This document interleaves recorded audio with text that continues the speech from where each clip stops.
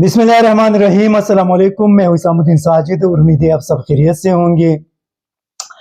आज पीडीएम ने एक और न सिर्फ सुप्रीम कोर्ट ऑफ पाकिस्तान पे हमला किया बल्कि सुप्रीम कोर्ट ऑफ पाकिस्तान के मुकाबले में शहबाज शरीफ को 180 अरकान बकौल स्पीकर की 180 अरकान ने उनको एतमाद का वोट भी दिया। इसके पीछे कहानी क्या है और ये जो सारी चीज़ें हो गई, कहाँ पे शहबाज शरीफ ने अपने आप को फंसा दिया, किधर ये फंस गए। ये हमेशा जब भी काम करते हैं तो ये आई डोंट नो कि इनके जो कानूनी मुशीर है वो इतने ज़्यादा नाअहल है या उनको सूरत हाल का और ज़मीनी हक़ाइक़ का समझ बोझ नहीं है, लेकिन जहाँ भी ये जो भी काम करता है तो ये फंस जाते हैं। आज अचानक, क्योंकि आप लोगों को याद होगा कि 3 दिन पहले इसी हवाले से कुछ खबरें आई थी और ये बताया गया था कि शहबाज शरीफ को लाने वाले जो ताकतवर लोग हैं उन्होंने उनको हुक्म दिया है कि आप एतमाद का वोट ले और हम आपके लिए नंबर्स पूरे करेंगे। और बेसिकली जो पीडीएम की स्ट्रेंथ है अगर आप देख ले तो वो 172, 173, 174 के लगभग हैं, लेकिन आज स्पीकर के बकौल उन्होंने 180 अरकान की हिमायत हासिल की।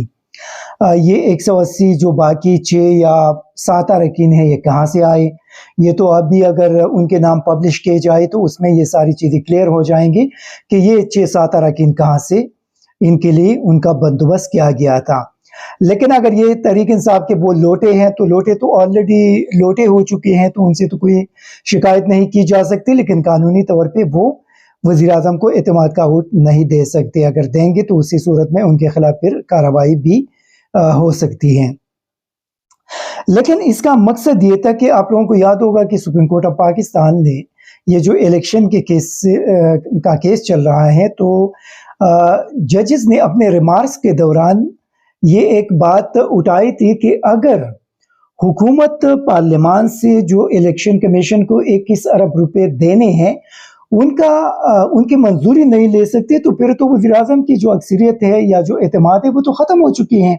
और definitely supreme court of Pakistan की इस बात के अंदर बहुत ज़्यादा वजन भी है कि जब आप कोई फाइनेंस बिल अगर ईवान से पास नहीं कर सकती तो उसका मकसद ये है कि आपकी अक्सरियत ख़त्म हो गई है और फिर उसी सूरत में आपको हुकूमत छोड़ना पड़ता है।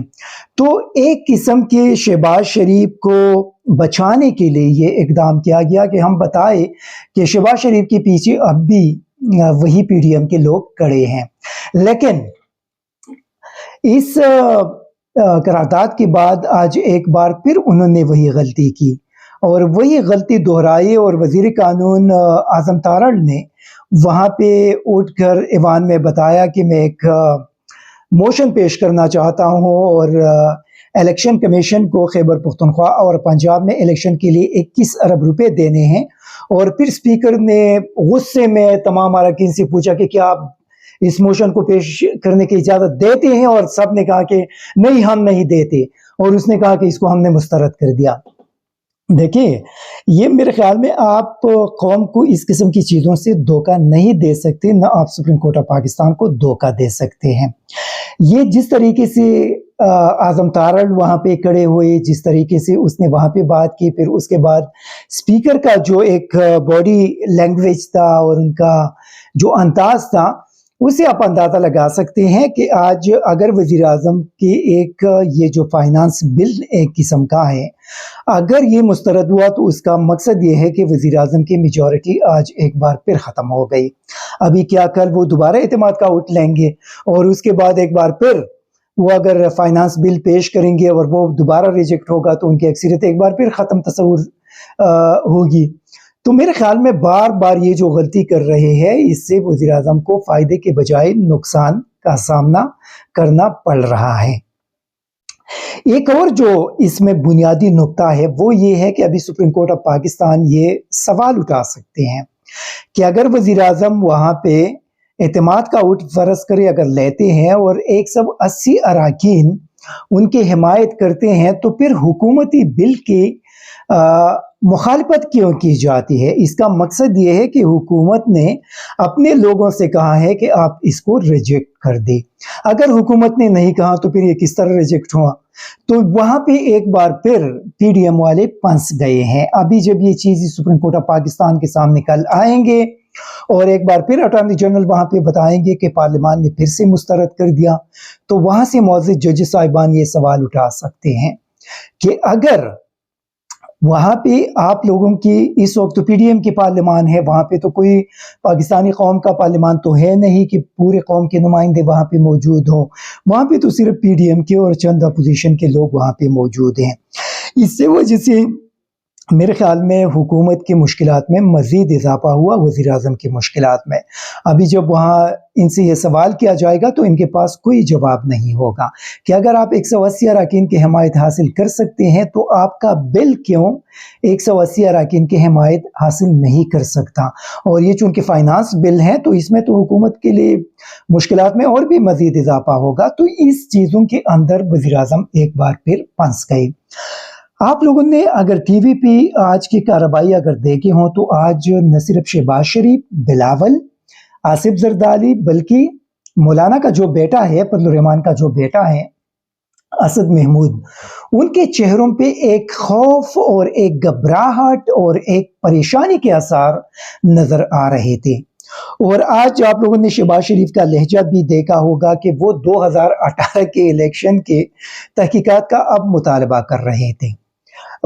उसी पार्लियामान के इलेक्शन के हवाले से मुतालबा कर रहे थे जिस पार्लियामान के अंदर, उनके पार्लियामान के अंदर जहाँ पे वो मौजूद है और जिन लोगों ने उस वक्त कामयाबी हासिल करके शहबाज शरीफ को अपना वज़ीर आज़म बना दिया है, आज उन्हीं अराकीन के हवाले से ये सवाल भी कर रहे हैं और ये क्वेश्चन भी उठा रहे हैं और इंक्वायरी का डिमांड भी कर रहे हैं। हालांकि उस वक्त ये खामोश रहा। इब्तिदा में जब इन लोगों ने थोड़ा बहुत एहतजाज किया, लेकिन उसके फौरन बाद फिर पीपल्स पार्टी भी खामोश हो गई, फजलुर रहमान भी खामोश हो गई और शहबाज शरीफ और नवाज शरीफ वगैरह भी खामोश हो गई। तो इससे आप अंदाज़ा लगा सकते हैं कि इन लोगों की असलियत क्या है। जहाँ तक आज के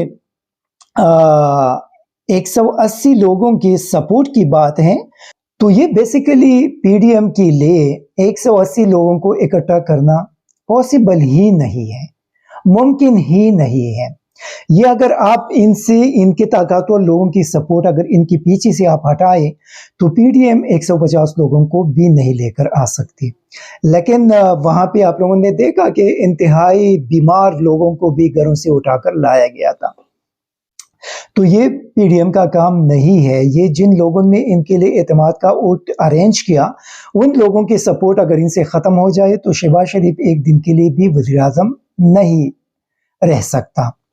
लेकिन अफसोस की बात यह है कि जिस तरीके से आज सुप्रीम कोर्ट ऑफ पाकिस्तान को चैलेंज किया गया, जिस तरीके से मौजूद जज साहिबान के ख़िलाफ़ वहाँ पे बात की गई, ये बहुत ज़्यादा अफसोसनाक है। और हम बार बार ये बात करते हैं और यही सुप्रीम कोर्ट ऑफ पाकिस्तान से कौम की तरफ से ये मुतालबा किया जाता है कि आप उन लोगों के ख़िलाफ़ तौहीन अदालत की कार्रवाई करें जिन लोगों ने मौजूद जज साहिबान की तौहीन की है।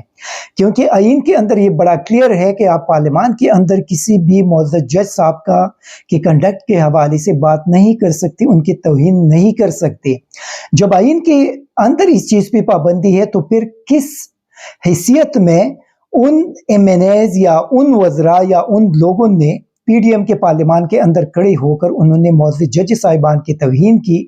जब आइन इसकी इजाज़त नहीं देते तो मेरे ख्याल में इस पर अभी कार्रवाई करने की ज़रूरत है। और इस किस्म की गीदड़ बक्कियों से सुप्रीम कोर्ट ऑफ पाकिस्तान को दबाना बहुत मुश्किल है। उसकी बुनियादी वजह यह है कि सुप्रीम कोर्ट ऑफ पाकिस्तान के पीछे इस वक्त कौम खड़ी है और उनको इस चीज़ का इल्म है कि कौम की सपोर्ट हमारे पास है। इसी वजह से सुप्रीम कोर्ट को डराना, धमकाना ये चीज़ें अब मुमकिन नहीं है। लेकिन एक जो ज़रूरी बात सुप्रीम कोर्ट ऑफ पाकिस्तान के लिए है और उनकी खिदमत में अगर कौम की तरफ से अर्ज़ की जाए तो वो ये है कि जो मुज़ाकरात का सिलसिला है वो सियासी लोगों का है। वो अपने मुज़ाकरात का सिलसिला जारी रखिए। अगर उनके मुज़ाकरात कामयाब होते हैं, नाकाम होते हैं, वो उनकी अपनी मर्जी है। लेकिन सुप्रीम कोर्ट ऑफ पाकिस्तान आइन के पर अमलदारी को यकीनी बनाए।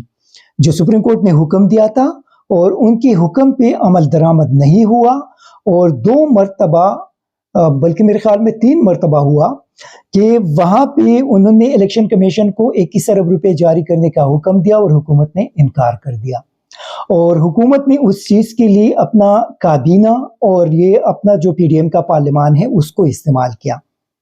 یہ توہین عدالت ہوئی ہے۔ اسی وجہ سے توہین عدالت کے قانون کے نیچے وزیر اعظم اور ان کی کابینہ کے خلاف کارروائی ہونی چاہیے، اور یہ کارروائی صرف نااہلی کی حد تک نہیں ہونی چاہیے۔ یہ کارروائی ان لوگوں کو کم از کم 1 سال 2 سال 3 سال کے لیے جیل بھی بھیجنا چاہیے، اور ان لوگوں کو 10 سال کے لیے سیاست سے بھی آؤٹ کرنا چاہیے۔ اگر سپریم کورٹ آف پاکستان نے یہ کارروائی نہیں کی تو یاد رکھیں کہ یہ ایک مثال بن جائے گا، اور آنے والے ادوار میں جتنی بھی اگر حکومتیں آئے گی تو وہ اسی چیز کو ایک قسم کا مثال بنا کر آئین کی پامالی کریں گی اور سپریم کورٹ آف پاکستان کی توہین کریں گے، اور اگر اس وقت کوئی کارروائی کی جائے گی پھر تو اس چیز کو بطور مثال وہاں پہ پیش کیا جائے گا کہ 2023 کے اندر اس قسم کی چیزیں ہوئی تھی اور اس وقت کارروائی نہیں ہوئی تھی، اسی وجہ سے آج آپ بھی کارروائی نہیں کر سکتے۔ اور میرے خیال میں اگر اس وقت پھر کوئی کارروائی کی بھی جاتی ہے تو وہ زیادتی بھی ہوگی۔ اسی وجہ سے یہ بڑا ایک اہم ایشو ہے، اور وہ یہ ہے کہ ملک کے اندر قانون کی حکمرانی کو یقینی بنانے کے لیے، آئین پاکستان کے تحفظ کو یقینی بنانے کے لیے، اور عدلیہ کے وقار اور ججز صاحبان کی عزت کو بحال رکھنے کے لیے یہ کارروائی بہت زیادہ ضروری ہے۔ اگر اس میں کارروائی نہیں کی جاتی اور کوئی کمپرومائز کی جاتی ہے کہ سیاسی جماعتیں مذاکرات کر رہی ہیں اور ہم ان کو سپیس دے رہے ہیں، تو میرے خیال میں یہ جو ایک مثال بنایا جا رہا ہے مستقبل میں اس کے بہت برے اثرات پھر سامنے آئیں گے۔ اسی وجہ سے وزیر اعظم کی اس اعتماد کے اوٹ کا بھی کوئی حیثیت نہیں ہے کہ یہ اگر سپریم کورٹ آف پاکستان کو ایک پیغام ہے کہ یہ 180 لوگ ان کے پیچھے کھڑے ہیں، تو یہ 180 لوگ آئین سے بالاتر نہیں ہیں، یہ 180 لوگ قانون سے بالاتر نہیں ہیں، یہ 180 لوگ سپریم کورٹ آف پاکستان سے بالاتر نہیں ہیں۔ اسی وجہ سے سپریم کورٹ آف پاکستان اس چیز کو سیریس لے اور ان لوگوں کے خلاف فوری طور پہ وزیر اعظم اور ان کی کابینہ کے خلاف، اور جن لوگوں نے پارلیمان کے اندر آئین کے خلاف ورزی کر کے معزز ججز صاحبان کی توہین کی ہے، ان کے خلاف توہین عدالت کی کارروائی کی جائے، ان لوگوں کو نااہل کر دیا جائے، ان کو 10 سال کے لیے کم از کم سیاست سے آؤٹ کر دیا جائے، اور ان کو کم از کم 1 سال کے لیے یا 3 سال کے لیے جیل بھی بھیج دیا جائے۔ Thank you very much. ISTV Pakistan کو سبسکرائب کریں اور بیل آئیکن کو دبائیں مزید ویڈیو اور اپڈیٹس کے لیے۔